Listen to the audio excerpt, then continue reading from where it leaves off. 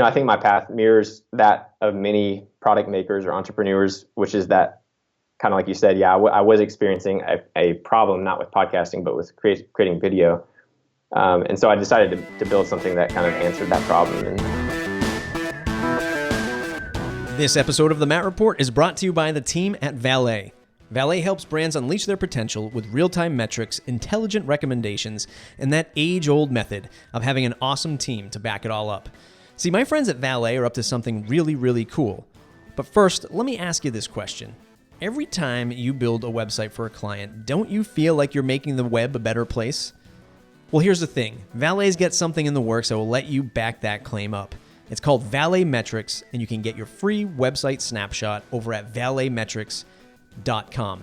It's an amazing tool. You get in-depth analysis of a website covering security, speed, usability, traffic, conversions, all wrapped up in this beautiful reporting dashboard that provides action, not fluff. You and Valet, making WordPress and the web a better place. Get your snapshot at valetmetrics.com.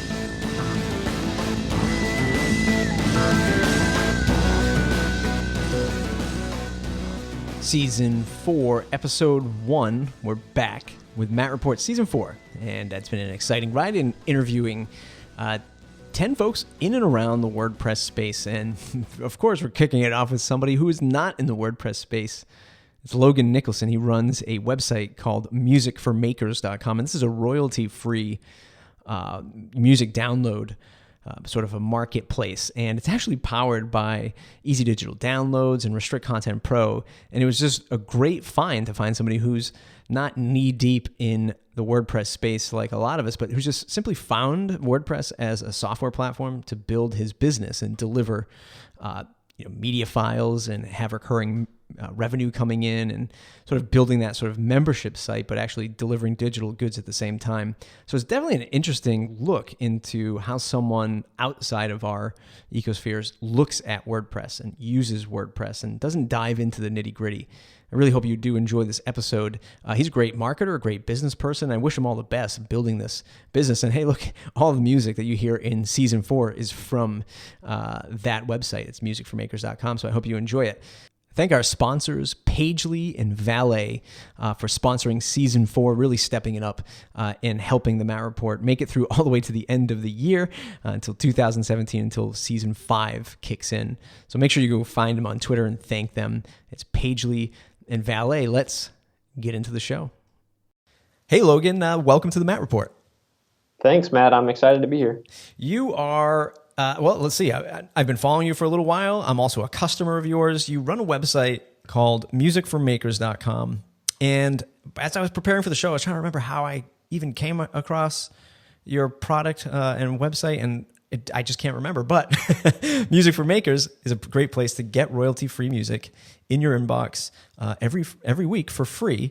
And I do. And I get my free track. I have my pro account where I can download my pro tracks, which obviously help me greatly in podcasting and creating screencasts and tutorials for WordPress.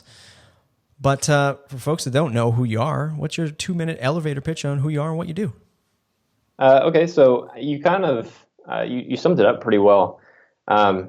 So the only thing I would back up, because some people, I think it's a pretty widely understood concept now, but just to go back and kind of define royalty-free music or stock music. So today, when somebody creates a video or a podcast or even like a video game or something, typically you're going to need to license out music if you want to use background music in that project or that whatever you make.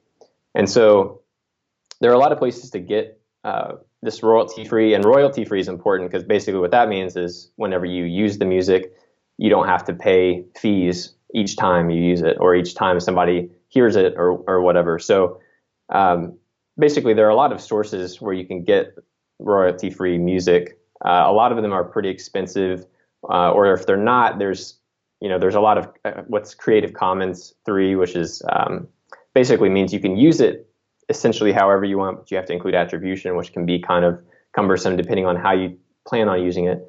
So Music for Makers is a project I launched a little over a year ago. And essentially Like you said, I send out one free song every week, and then if you want more than that, if you want every song I've ever sent, or you want full versions of songs or whatever, then there's the pro account where you can basically download whatever you want for an annual fee. So that's the elevator. Are you familiar with unsplash.com? Yeah, I like to say, or at least in my own thoughts, that you are the Unsplash of audio files. Is that something that you've sort of aimed yourself at, or? That's really funny you said that, because that was especially so launching Music for Makers. It was kind of a combination of the actual launch was very much styled after Unsplash, and then kind of the way the business is built is modeled after more like a death to the stock photo. Which, if you know about Unsplash, I'm guessing you probably know about that. But they kind of do the same thing, where it's there's a monthly photo pack that's free that you get by email, or you can go pro and you can get access to everything they have in their library and kind of some exclusive stuff. So, but yeah, the Unsplash was very much when I launched Music for Makers about a year ago. It was the whole minimum viable product thing, and I had some leftover recordings that were just sitting around, and I had this idea, so I threw up a pretty quick page. It's kind of embarrassing now when I look back on it, but that was essentially just a email input field, and then a couple sample tracks, and explained like that you're going to get a free song every week, and just kind of threw it out there. So yeah, I'm always really flattered whenever somebody says mentions Unsplash or Death to the Stock or anything like that, because I think those are really interesting, great stories, and so it's cool to kind of be compared to them. This episode of the Matt Report is brought to you by Pagely. Pagely, where we help big brands scale WordPress. It's enterprise WordPress hosting in the Amazon cloud. If you're building big, powerful WordPress websites for your clients, you need big, powerful hosting, and Pagely delivers. I use Pagely for my websites and e-commerce shops, so I trust their service, and I have no issues recommending them to you. Look, I only bring on sponsors that I trust. And who else trusts Pagely? Verizon, eBay, Disney, Twitter, and more. You can see that right on the homepage of their website. Pagely is the OG of WordPress managed hosting, and they're innovating the market every single day. If your clients trust you to write scalable code, then trust Pagely to host it for you. Check out Pagely.com. So for folks who are listening and they're wondering, why am I interviewing Logan today? Not only is he a cool guy and he's got a great product, but the site is actually powered by Easy Digital Downloads by Pippin Williamson, which is actually a sponsor of my other podcast, Plugged In Radio. So we're going to talk about how you've sort of found your way into using WordPress and EDD and sort of that journey. But what was the sort of genesis or the granular one little grain of salt to launch this idea? Were you podcasting? Did you have friends that were podcasting, or you just saw this as a market opportunity? What really spawned the business? So it helps to rewind a little bit, maybe a year to 2 years ago, when I was, and I still am, actually working for an ad agency. So Music for Makers is currently just a side project. And so in my day job, I started, and as I work as a digital marketer, content strategist kind of thing for an ad agency. And so about a year to 2 years ago is when video was really starting to blow up on social media. Twitter, kind of launched video on their platform. Facebook really started prioritizing it with the algorithm and everything. And so I started experimenting with it more with client accounts. And I found that the barrier to entry is amazingly low now, just because, iPhones shoot really high quality footage. There's a lot of video creation tools and apps out there. And there's even free footage out there that you can use if you can't or don't want to shoot your own. So there's really little to no barrier to get started with video now. But I noticed that background music was still a kind of a pain point. So I'd create this whole video, and then I'd try to go find audio to put it in, and it's like the cheapest you could find maybe be like $15 a track. But it can go up to $100 a track depending on where you look, like some of the higher quality production music libraries. So basically, I was, through my own creative projects or whatever was finding that there was this need. And then so I had the idea to do something about it, because I've actually been making music, like playing shows and putting out records and everything, since around age 15. So and I've always done my own studio work, like audio recording work. So so I had, like I said, I had a handful of unreleased compositions just sitting around, and then it kind of inspired by Unsplash and Death to Stock, I just decided to kind of, throw it up there and see what the response was. So I think I posted I put up the site, and I think I posted on Reddit and a couple other random places. And after a couple months, I had, around 2,000 subscribers. So I felt like at that point it was relatively viable. And so I started putting more resources into it. And so that was kind of how things went for several months. I think around February is when I launched Pro, and that's when, it actually started making money and everything. So I think my path mirrors that of many product makers or entrepreneurs, which is that, kind of like you said, yeah, I was experiencing a problem, not with podcasting, but with creating video. And so I decided to build something that kind of answered that problem, and, hoped that other people would find it useful. And so that's pretty much how it happened. That's a sweet breakdown, a sweet story of how it all came about. It mirrors very well the traditional WordPress entrepreneur who might be selling a theme or a plugin, and he or she actually is the developer, they're the designer, they're the marketing person, and they sort of do all the stuff on their own, and they do the same, most of them anyway, do the same thing. They do the MVP, they launch it, they build a list.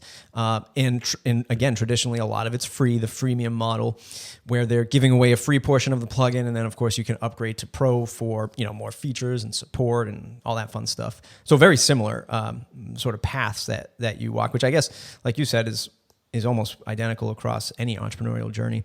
But that being said, are you also the man behind the green curtain, making all the music too, and running the website, or do you plan on, or do you have people who actually help you create the music and they get a little bit of a cut? How does that all break down? No, it's currently it's all me right now, and that's actually something that out of the gate I kind of launched bigger than I actually am, and that like most of the marketing and branding and everything was.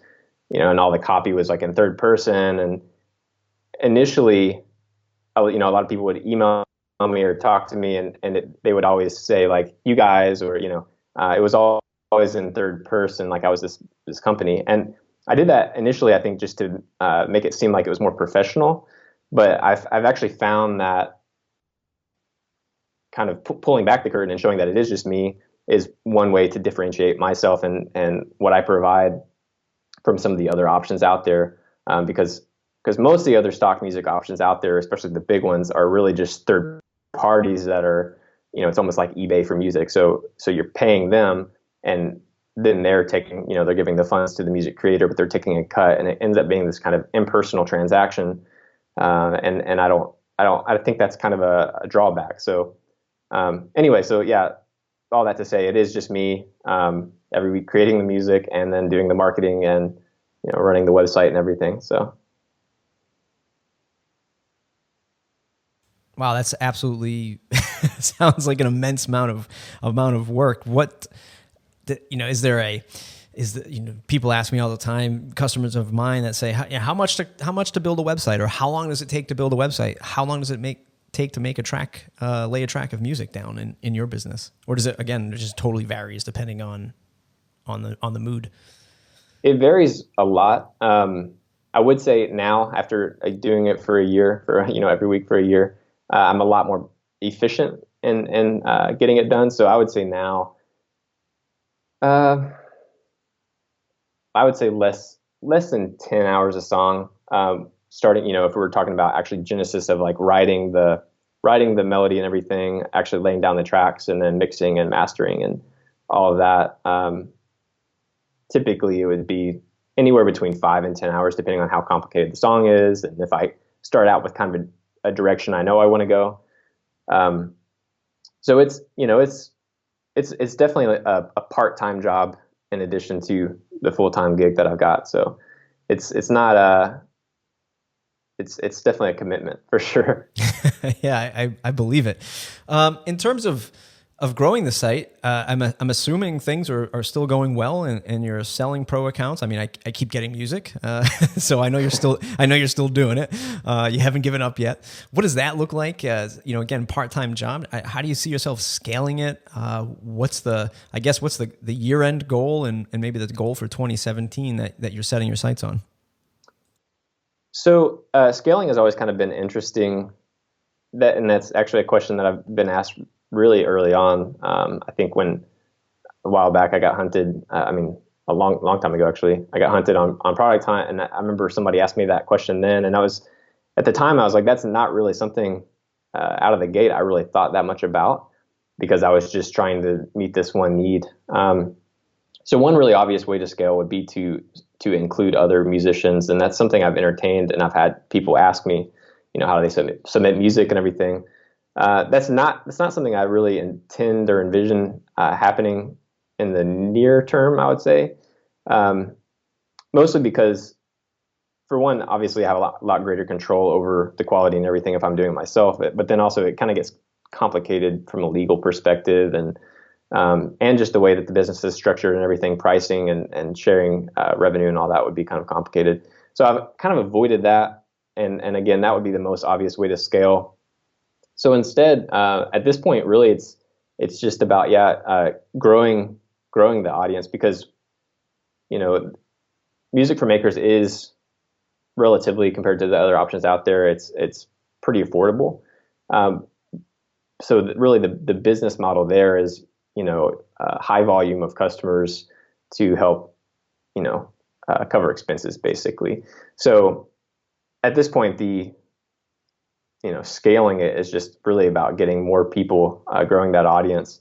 And there's a few other ways. So I started working with so typically, just to go back and explain a little bit about Music for Makers and the license itself. So typically a music license has certain restrictions, and it can be kind of complicated, especially if you're not a lawyer. And so that was another thing I didn't like about music licensing and stock music. And so Music for Makers license is basically as simple as it gets, which is that you can use the music however you want, but you can't redistribute or resell it. And that's like the standard license. But I've started working with some like video production apps who, within their platform, allow their customers or their users to, drag over a background track onto their video or whatever. So they have this, whole library of music within their app. And so I've actually started working with some of these companies and offering my music to them. And so by definition, that is kind of redistributing or reselling the license or the music. So that's a different license, but that's a direction I'm going to continue to explore, because that's worked out pretty well. And then I've got a few other kind of, like secret projects in the pipeline that are a little too in the early stages to really discuss. But basically that the goal will be it'll be a tool to essentially let people create their own tracks, more or less, or custom tracks. So anyway, so there, a lot of things in the works. I would say goal for 2017 would be, a great goal would be to make it, Music for Makers do so well that I could focus on it full time, instead of just being a side hustle. So I guess that would be 2017 goal. Yeah. Well, all of us artists would love to be able to focus solely on this, on the stuff that we desire. And I think you're definitely going to get there. I mean, just based on my satisfaction and the simplicity of the service and things like that. Do you see yourself competing against, for this answer, maybe trying to put your founder hat on and say, I'm trying to, scale controllably, right? That's your founder hat. And then on your marketing hat, do you see yourself competing against the giant marketplaces like Audio Jungle? That's probably the only one I really know of in terms of getting music. I'm sure you know a ton of other ones. But do you see yourself, competing against them? And do you have a marketing angle besides being your being the solopreneur and the sort of crafter and the salesperson at the same time. All of this to say is, what's your take on going up against these types of marketplaces? Yeah. So at this point, a year in, I don't think I would say I compete with the kind of the big guys, the big libraries, at least not in terms of market share or anything like that. But I think there are a couple of different ways that Music for Makers is different and probably attracts a different audience. And I think that's kind of my strategy. So the first way is that Music for Makers, especially when it comes to kind of the higher quality production libraries, Music for Makers is a lot more affordable, especially with Pro. And there's the free option. I don't know that anybody's actually sending out free tracks. But obviously that's that would be a relatively easy strategy to replicate. So I'm not hanging my hat on that necessarily, but so it is more affordable, but that's not necessarily how I intend to compete, because there's always going to be somebody who can undercut you on price. So really there's three ways, or three kind of ideas that I build the value proposition on. Number one is quality. So there's a lot of stock music out there, and a lot of it's bad because basically, anybody can get GarageBand or 100 different kind of audio workstations that can allow you to create music digitally with virtual instruments and things. And so that it's not really hard to create a song, but I think it is, it's hard to find a good song now. So from day one, my goal has always been to create high quality work that is affordable. So that's something I still focus on for sure, that I think can help me compete against some of the bigger libraries that don't really have that level of quality. Number two is simplicity, like we just talked about with the license. It's basically that's where you can get into some serious trouble with music licensing. I mean, you can buy a license for online distribution, but then depending on how things are set up, if you use it on TV or something, then you could get into hot waters legally. So basically, the simplicity, even some of the really good high quality sites, music libraries out there, once you start going down and trying to buy a track, you have to, are you going to be using it? Some of it's, are you going to be using on a podcast or in an app or on a video? Is your audience this big? Is your company size this big? And it's, all this really complicated stuff. So yeah, I think simplicity is the second way I would kind of compete with the big guys. And then three, like you already said, is just that kind of relationship. It's music is inherently kind of a personal, emotional thing. And so I think it can be a powerful differentiator that, to connect with the music creator. And so I would say that's definitely the third thing. And that just allows for some greater flexibility since I create and own all the music. Just last week, for example, somebody reached out about the latest free song, and they said, hey, the song is great, but it doesn't feel that usable to me because there's in that particular song I was playing acoustic guitar, and there I did a lot of sliding up and down the neck, and so there was kind of a squeakiness with the strings, and so this customer said, it's hardly usable because of that squeakiness, and since quality is a big deal to me, that same day I actually went back, cleaned up that track, and reposted it to the site, and so I feel like you're not going to be able to get that same experience with some of the big music libraries, especially the ones that don't create the tracks themselves. So I think the relationship and the kind of the personal aspect of it is a big deal too. Yeah, wow, that's pretty amazing. It's actually one of the questions that popped into my head because, again, surprisingly, I'm finding you're striking, no pun intended, striking so many chords that seem so similar to the WordPress product space. And one of them being, in WordPress customer comes, they buy a theme or they buy a plugin, and they're brand new to WordPress. They don't know really how to use this stuff, and they get frustrated. They don't know how to install it. They don't know how to set it up. And the immediate response is, give me my money back. This doesn't work the way I expected it to. But the reality is it's not the product's fault. It's just the web, and it's the WordPress, and it's how it's done. So interesting similarities. Has there been particular challenges in this space? That's one of them for sure, is a customer saying that, boy, I don't think the quality is there. Has there been another challenge in terms of customer support in a business like this, where they're buying audio tracks that you've picked up on that maybe you weren't ready for at all? I mean, honestly, the answer could be no. Yeah, I think it's actually been pretty smooth sailing, and I think I owe a lot of that just to the different tools I use and everything that are high quality and get the job done.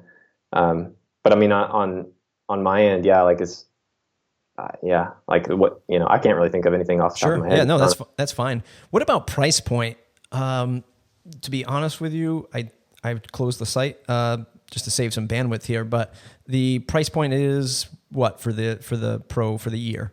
$100 even. $100 even.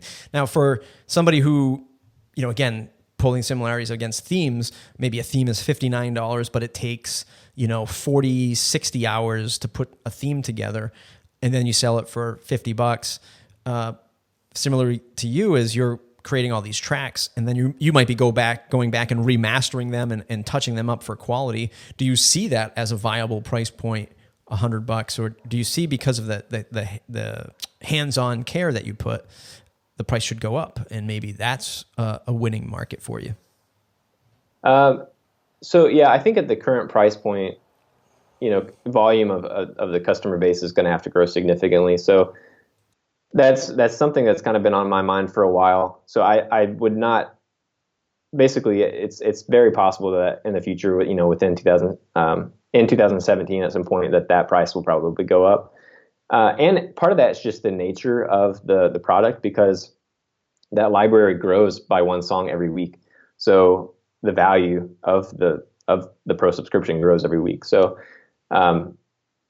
obviously, if that happens, the current customers will be locked in at their existing price, but their existing annual subscription. But yeah, that's kind of the interesting question that I've been working on since I launched Pro, is, do I go for the low overall price and just try to grow the number of customers, or do I, not worry about that and price it what I feel like it's really worth, and just have a smaller group of customers? So basically, I've thought through it a lot and haven't come to a conclusion necessarily, but I would not be surprised if the price does go up in the future.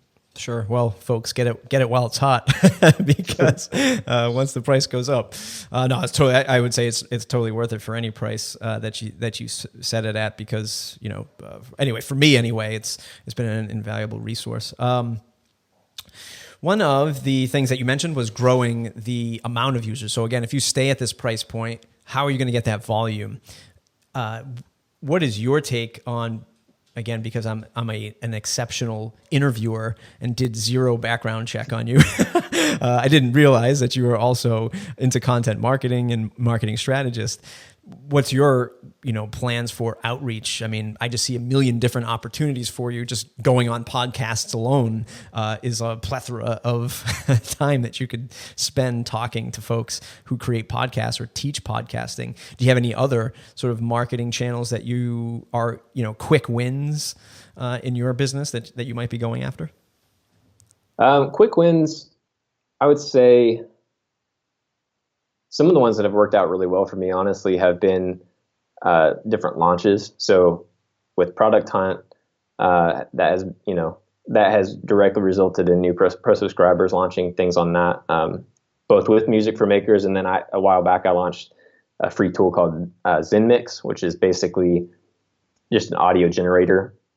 So you open up your browser and there are kind of some relaxing sounds that allow you to kind of focus, whether you're just trying to kind of chill out or if you're trying to get stuff done or whatever. But I launched that. That was kind of also inspired by Crew, who did Unsplash. And, they I think, I can't remember if I read this, I think in an email or something, suggested that the kind of the content marketing, the whole blogging and waiting for something to happen, that's becoming a lot more saturated, and it takes a lot of time. Whereas what they started doing is, after Unsplash, they did how much to build a website, how much to build an app, and a few other things like that were basically kind of calculators. but they were these tools that people could go and use, and they attracted a ton of traffic, which then translated into increased business. So that's something I will continue to do. I think is various launches that I think will appeal to the customer that I'm trying to reach, and basically just get a lot of attention initially, and then kind of redirect that attention to music for makers. Video is something I'm going to start doing a lot more. It's kind of ironic. I didn't do a lot of it starting out, even though a large percentage of my customers, especially pro customers, are people who create videos. But it was something I did a couple of videos early on that were kind of accessory to blog posts and threw them up on YouTube. And those have continued to generate traffic and get attention. And so that's actually something I'm going to be focusing on a lot more through the end of the year and into 2017 from a content marketing standpoint. But beyond that, it'll be kind of a lot of the standard things, probably some guest posting. I did some of that early on as well. And yeah, I mean, podcasts, I've been on a couple of podcasts. That's always an awesome opportunity that I'm, grateful to have. So it's really just, it's kind of, fail fast kind of thing, I'm going to be trying a bunch of different approaches, and whatever seems to be working is what I'll keep doing. So yeah, no, I totally agree. And it makes sense, number one, especially since you do have a day job at this time, creating content, as you know from your day job and what you've been doing, is not easy. Right. It takes up a boatload of time, and you're heavily vested in creating the music too, which is also taking up a boatload of time. Especially if you try to maybe get 2 tracks done in a week because you're going on vacation next week. That's it's half your weekly workload right there. So definitely a smart move to try to find these sort of maybe like tools or quick calculators, or even these sort of mini little apps that can draw the attention without having to write 1,000 words 5 times a week. So look, the reason why I said I think Logan would be a great fit for the show is because when I downloaded my first track, I said, this is easy digital downloads. This is something that I'm familiar with. How did you stumble upon it? Was it your first time using it? What was that like? What was it like, using WordPress, or what is it like using WordPress as a platform to drive e-commerce sales for your business? So I actually can't really remember how I found out about easy digital downloads.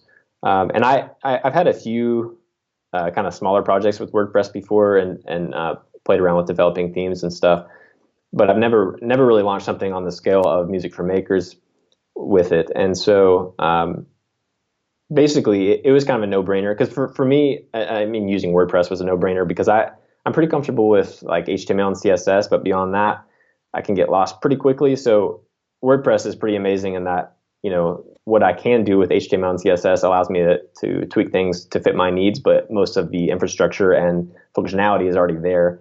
So using WordPress was, basically, I would say Music for Makers wouldn't exist without it. And then, yeah, easy digital downloads, kind of the same thing, really. I mean, it powers the whole operation. So again, I don't know exactly how I found it. I was probably just Googling, different kind of marketplace plugins or e-commerce plugins. But yeah, so I landed on easy digital downloads, and I think the initial platform is free, and that might be what got me in the door. Is I was able to kind of try it out before I really started investing in it. So it's been great. The whole team, Pippin and the whole team are excellent. Support is fantastic. So, I mean, it's really allowed it to be kind of a seamless process, providing the whole back end and the payment processing and everything. Yeah. You're using Stripe and PayPal, or is it just Stripe? I forget. It's Stripe and PayPal. Yep. Nice. And those are just plugins or add-ons is what Pippin calls them, yeah. But that you just add on top of easy digital downloads. And then so that's actually, there are really 2 parts of how the site works. The general marketplace. So to back up, Music for Makers really has 3 kind of price points. There's the free email newsletter that early on wasn't really using anything.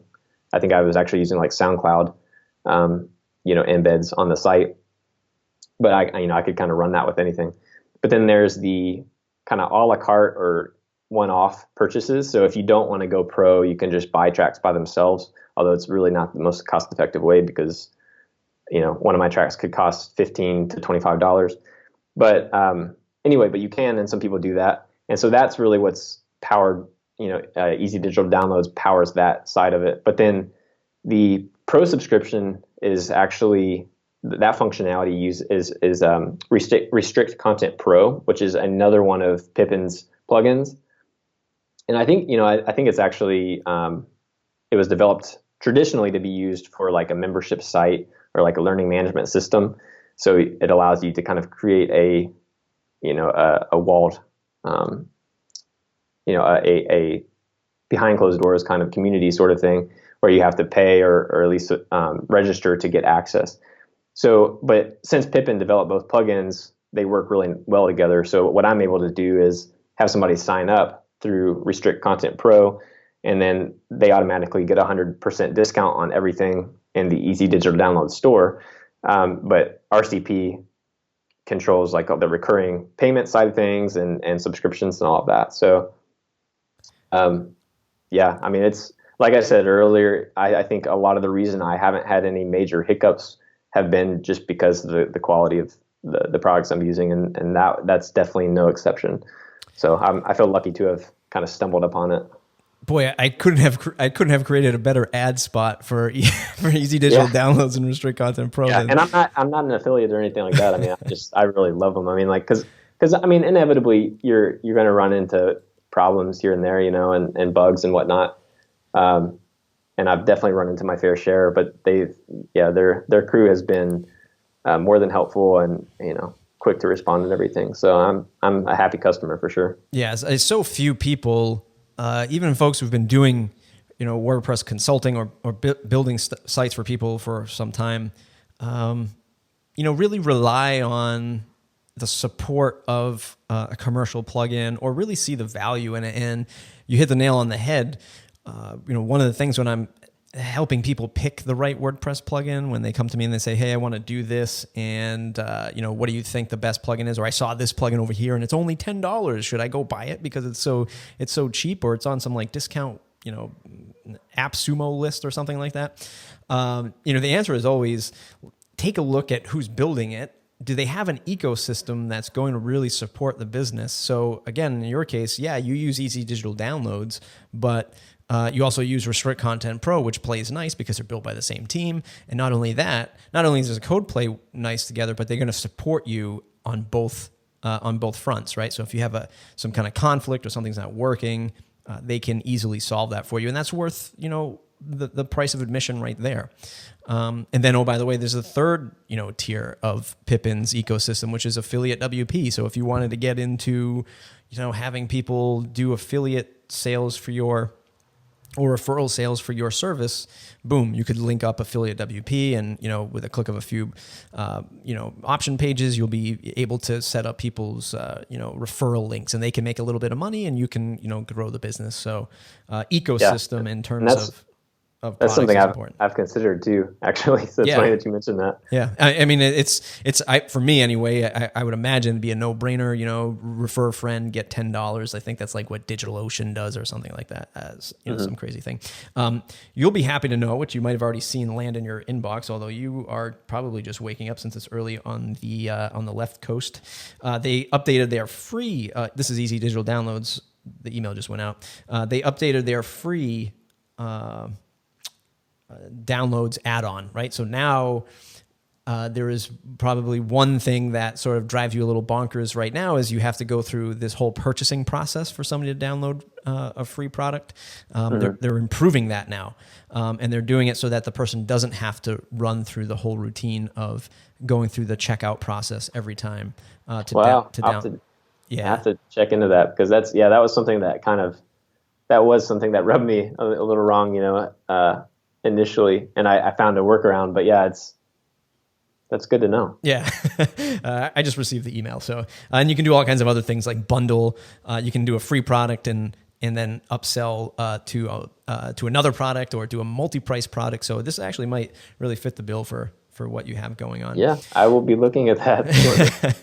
One other question about the running the site on WordPress. Have there been any other areas of WordPress that maybe you feel as a business owner can be improved upon, or any other feedback for maybe the WordPress community at large for marketing the site or blogging or just running the business in general on WordPress? Any other thoughts in that area? I haven't spent a ton of time thinking about that, to be honest. Sure. What other plugins do you use to run the business? Are you using SEO plugins or other marketing plugins, or is it just sort of bare bones WordPress and easy digital downloads? I'm using kind of a lot of at least what I would think as like kind of the standards. So Yoast SEO is in there. SumoMe, Discuss for comments. I'm looking through my plugins right now, actually. Sure. MailChimp. Cool. Yeah, it seems like all of the standard sort of blogger / content marketing plugins. Do you get into any WordPress sites with the day job at all? Not really. No. A lot of the work that my agency does is a lot of times it'll be built on something. I think we do have a couple clients on WordPress, but that I don't really work a lot with. But a lot of times it's built on something else, kind of a more proprietary system. Yeah, more commercial. Yeah, definitely not like open source or something. So interesting stuff. Do you like using WordPress a little bit better compared to those sort of more complex enterprise solutions, or are you sort of indifferent?